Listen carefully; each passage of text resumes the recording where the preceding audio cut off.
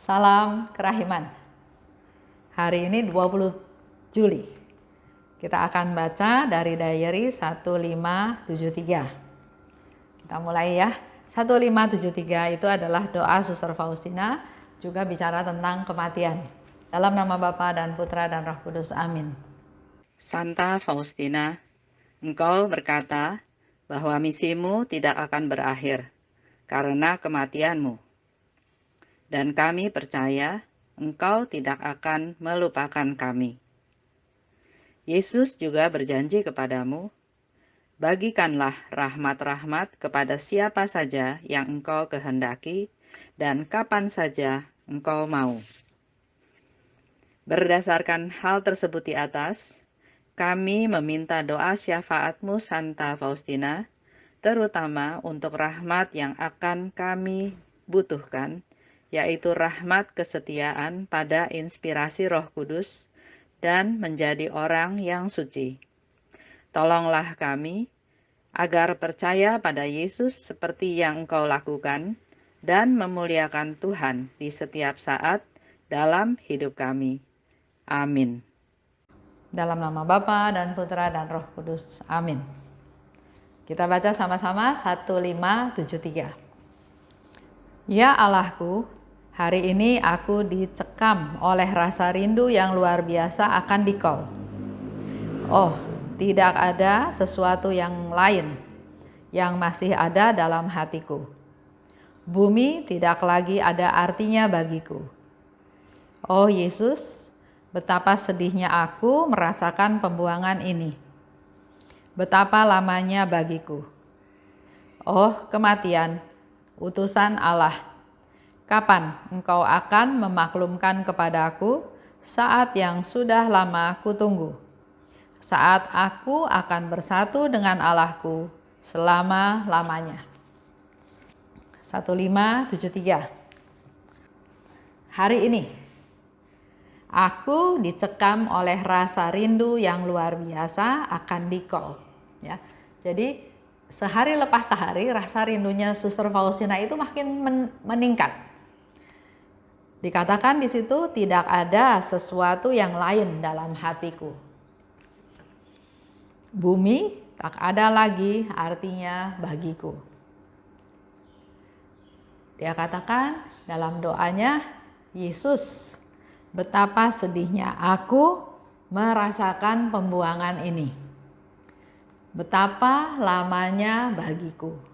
Jadi yang menjadi titik poinnya Suster Faustina itu bukan pembuangan, bukan penderitaannya. Kok menderita terus nggak selesai-selesai. Tapi buat dia penderitaan oke. Tapi dia punya rasa rindu yang luar biasa besar kepada Tuhan. Rindu, betul-betul rindu ingin bersatu dengan Tuhan. Dan dikatakan, oh kematian, utusan Allah. Kapan engkau akan memaklumkan padaku saat yang sudah lama kutunggu? Dikatakan ya, hidup itu misteri. Kehidupan, kematian, nggak ada yang tahu kapan kita akan mati. Sehingga dikatakan oleh Faustina di sini, oh kematian utusan Allah. Kapan engkau akan memaklumkan padaku saat yang sudah lama kutunggu? Saat itu adalah saat di mana aku akan bersatu dengan Allahku selama-lamanya. Jadi suatu kematian itu bukan sesuatu yang jelek ya sebetulnya ya. Kalau kita orang duniawi, jangan mati, kalau bisa jangan mati.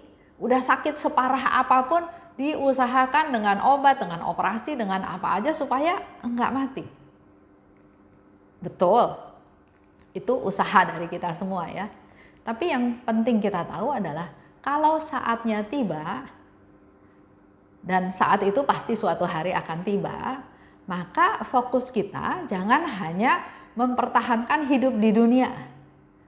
Kita juga harus memperhatikan akhir daripada hidup kita. Mau kemana? Ya. Kalau dikatakan oleh Suster Faustina, saat kematian adalah saat aku bersatu dengan Allahku selama-lamanya. Jadi sesuatu yang justru ditunggu-tunggu, dinanti-nanti. Kalau sekarang dia masih merasa di pembuangan, tapi kalau dia sudah meninggal, itu adalah saat dia bersatu dengan Tuhan. Kita pun harusnya dalam hidup kita sehari-hari ini punya mindset yang sama seperti itu. Kalau Tuhan masih kasih kita napas, kalau Tuhan masih punya rencana untuk saya hidup di dunia ini, saya laksanakan.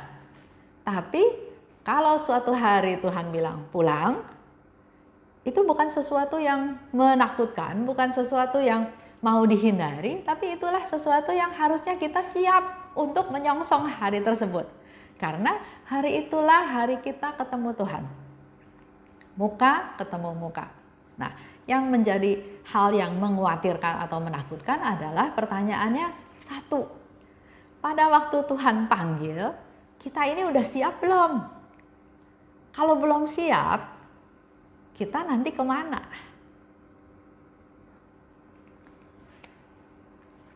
Tadi kita bahas, itu adalah sikap Suster Faustina terhadap kematian. Nah, kembali lagi untuk kita semua ya. Apakah kita juga berpikir tentang hal tersebut? Saya baca juga di diary ya, di mana secara periodik mereka suster-suster juga dibimbing untuk melakukan evaluasi atau semacam retret fokusnya tentang kematian. Jadi selalu diingatkan bahwa hidup di dunia ini, apa yang dilakukan di sini itu semuanya adalah sementara. Kita harus juga lebih memperhatikan adalah kekekalan, hidup kekal kita, ya. Nah, contoh kalau ada yang meninggal, biasanya orang yang sudah tua-tua itu ya biasanya nggak mau denger, nggak mau tahu, bahkan nggak mau ngelayat. Atau saya pernah tanya sama beberapa orang, apa pendapat mereka tentang kematian? Mereka bilang, alah jangan pikirin hal itu, kita masih muda, masih hidup puluhan tahun kok. Saya nggak mau bahas tentang hal tersebut. Ada yang bilang lagi bahwa, udah jangan dipikirin. Urusan di dunia aja masih banyak, masih ruwet. Boro-boro mikirin yang kita nggak tahu, nanti aja. Kalau sudah tua. Contoh ya, dulu saya sering main badminton, ada teman badminton. Jadi ngobrol sana, ngobrol sini ya, akhirnya saya ajak dia juga. Ayo sekali-sekali kita ke gereja. Harapannya kalau dia udah mulai ikut misa ke gereja, syukur-syukur seterusnya nanti akan jadi orang Katolik ya. Istrinya sudah Katolik, dia belum. Dia bilang, enggak, saya nggak mau ke gereja dulu. Nanti aja kalau udah tua. Kenapa? Dia bilang, iyalah, sekarang kan masih bisnis. Bisnis sama gereja itu nggak bisa dijadiin satu. Itu yang pertama. Yang kedua, kalau hidup sekarang udah tahu gereja, kita jadi semua serba salah katanya gitu. Jadi udah hidup enak-enak aja dulu, hidup dunia secara umum. Kebanyakan orang seperti itu. Yang muda-muda itu nggak cari Tuhan. Yang udah tua, yang udah mau meninggal katanya baru cari Tuhan. Dia bilang gitu. Ya, kita nggak bisa paksa kan. Saya cuma bilang bahwa cari Tuhan itu nggak ada kaitan sama umur. Bahkan sebetulnya kalau kita sudah kenal sama Tuhan duluan, pada waktu kita menghadapi masalah, pada waktu kita butuh pegangan, butuh sandaran, kita punya Tuhan. Tapi kalau kamu nggak ada Tuhan atau nggak punya Tuhan atau nggak kenal Tuhan, kalau lagi ada masalah, kamu datang kemana? Siapa yang jadi sandaran kamu? Siapa yang jadi sumber kekuatan kamu? Oh enggak, tenang aja. Asal hidup benar, hidup baik, enggak apa-apa, pasti aman, selamat katanya gitu ya. Ya sudah, enggak pernah bisa dinasehati ya, dibujuk, belum waktunya. Tapi kira-kira mungkin 5 atau 10 tahun kemudian, saya ketemu lagi sama dia. Pertama, hidupnya udah nggak seperti 10 tahun yang lalu. Dan yang kedua, tampilannya juga udah nggak keren. Dan yang ketiga, setelah ngobrol sama sana sini, ternyata dia cerita bahwa dia bercerai. Dia sudah bercerai dengan istrinya. Ya, nggak bisa ngomong apa-apa kan, ya cuma kita ngobrol sebagai teman lama. Tapi setelah pulang, saya ngobrol sama suami saya. Dia melihat kehidupan dia ya memang itu harus dijalanin katanya gitu ya. Tapi kita berdua sebagai orang beriman berpikirnya lain. Kalau 10 tahun yang lalu dia sudah cari Tuhan, dia mau bersandar pada Tuhan, dia mau kenal Tuhan, mungkin hidupnya nggak seperti sekarang, morat-marit. Dan yang kedua, mungkin nggak terjadi perceraian dalam keluarganya. Ya, jadi dari pengalaman itu kami berdua juga menyimpulkan bahwa jangan cari masalah, jangan ada masalah dulu baru cari Tuhan. Kalau Tuhan panggil, Tuhan sudah pilih, lakukan. Karena Tuhan sebetulnya sudah membuat persiapan-persiapan supaya kalau badai datang, kalau ada gelombang datang, kita sudah punya pegangan, kita sudah punya tempat bersandar, kita sudah punya Tuhan sumber kekuatan. Ya, itu contohnya lagi.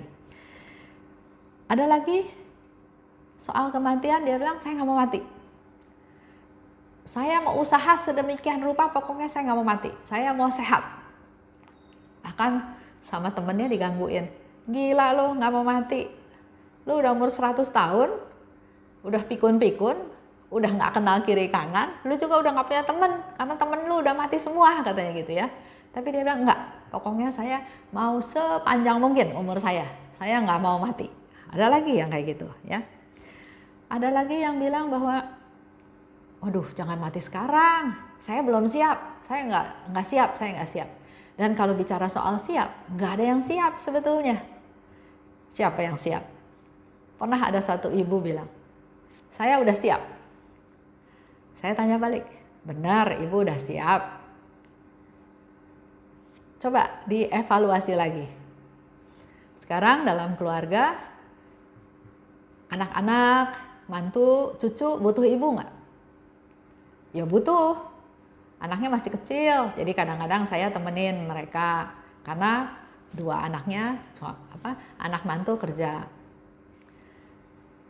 Berarti ibu masih dibutuhkan dong di dalam keluarga. Oh iya, saya dibutuhkan. Terus kenapa udah siap meninggal? Nggak kasihan sama anak mantu cucu? Dia bilang, iya juga ya, itu kan keturunan saya.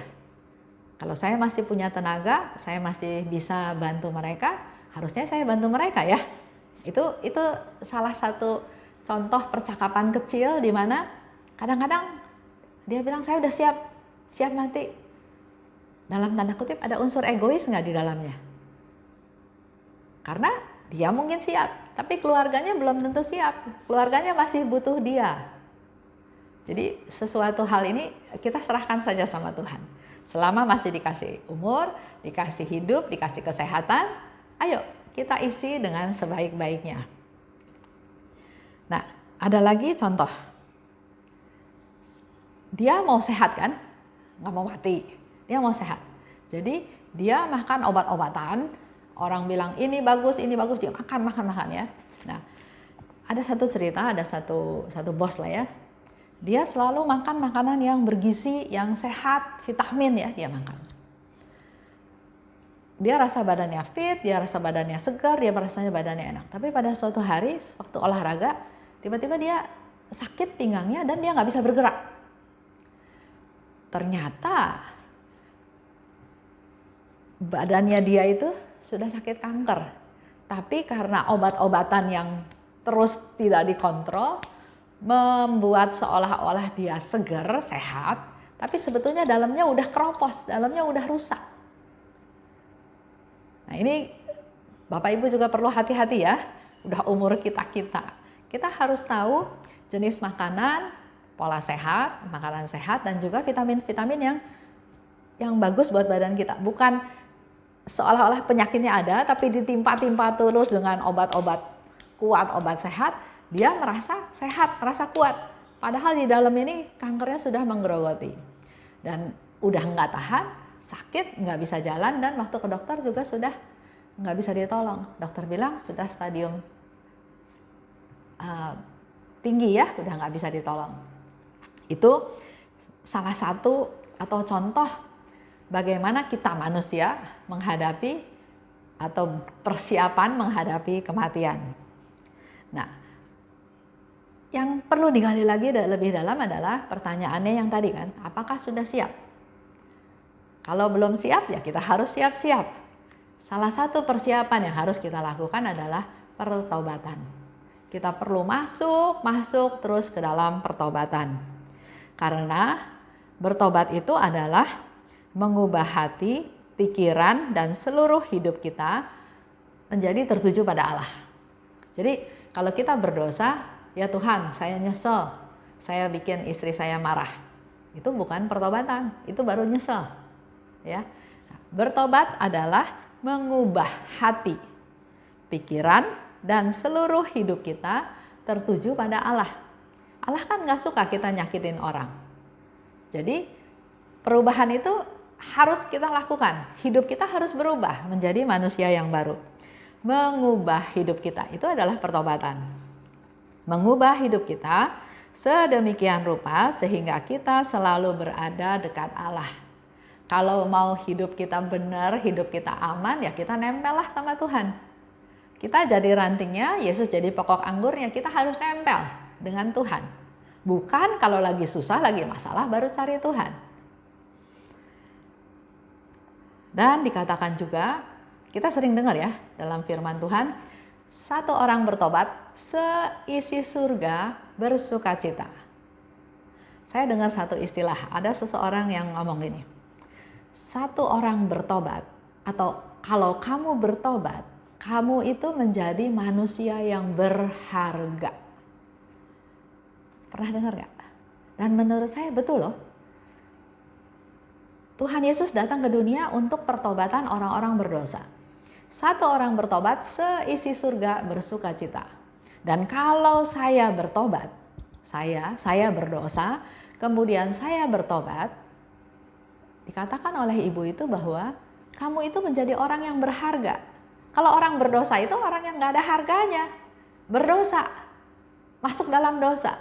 Tapi begitu saya melakukan pertobatan, saya sadar dan saya mau mengubah hidup saya menjadi manusia yang baru, saya menjadi manusia yang berharga.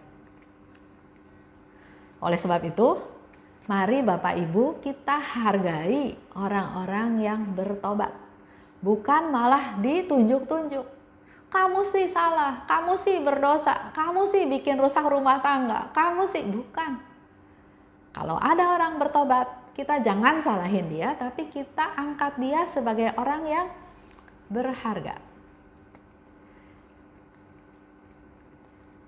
Contoh soal kejujuran, contoh lah ya, contoh soal kejujuran. Sering kan orang bilang, nggak usah jujur-jujur. Asal nggak ketahuan, ada orang istilah ngomong kayak gitu. Nah, kalau kita nggak jujur, maka sebetulnya setan sudah ikut campur di dalam hal tersebut. Ingat ya, jangan sepelekan urusan jujur tidak jujur. Nggak apa-apalah, bohong sedikit. Nggak apa-apalah, contoh lah ya, di kantor. Ada orang datang tanya, kamu datang jam berapa tadi? Masuk kantor jam 9. Dia bilang, tadi ke kantor nggak lihat jam sih, tapi kayaknya belum bunyi jam 9. Seolah-olah dia nggak telat. Padahal dia datang sudah jam 9 lebih. Bunyi lonceng jam 9 juga udah nggak ada. Oke.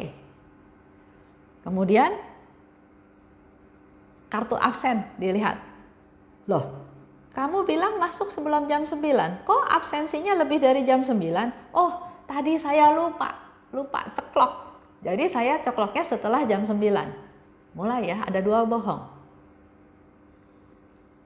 Setelah itu, atasannya tanya, kalau kamu tadi jam 9 udah datang, waktu saya panggil iPhone, kok kamu nggak jawab? Dia bilang, oh tadi saya sedang ke belakang, jadi saya nggak dengar iPhone. Udah 3 bohongnya. Setiap mulai kebohongan akan ada kebohongan lain. Dan di sini dikatakan, kalau kamu nggak jujur, sebetulnya kamu sudah ngajak setan untuk bekerja sama.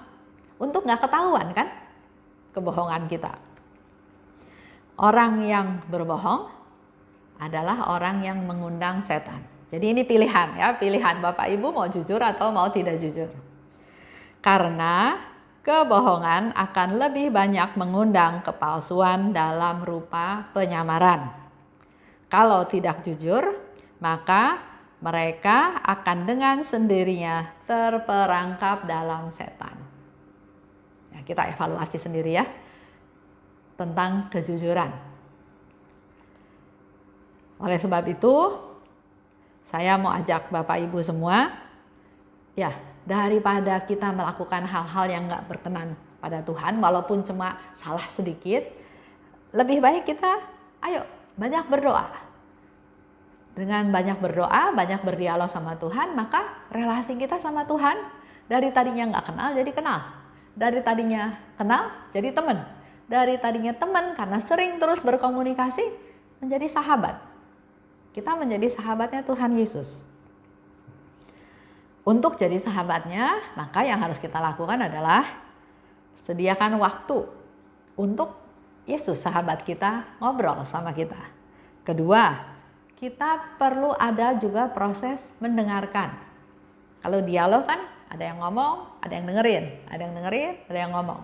Tapi ternyata relasi sama Tuhan jauh lebih bagus, lebih banyak mendengarkan daripada kita berbicara. Dan karena Tuhan Yesus itu adalah sahabat sejati, maka apapun permasalahan kita, dia pasti mau dengerin. Dia pasti mau dukung kita. Dia pasti mau temani kita. Karena doa itu berarti kita itu berada bersama Tuhan. Di dalam doa ada keheningan. Ada saat kita mendengarkan Tuhan, dan ada saat kita menyerap Tuhan. Kita mengkristal firman Tuhan, renungkan, resapi, kita menyerap firman Tuhan. Dan menurut Santo Agustinus, doa adalah keuntungan manusia dan anugerah Allah yang terbesar bagi umat manusia. Doa adalah keuntungan manusia dan anugerah Allah yang terbesar bagi kita. Doa itu nggak bayar.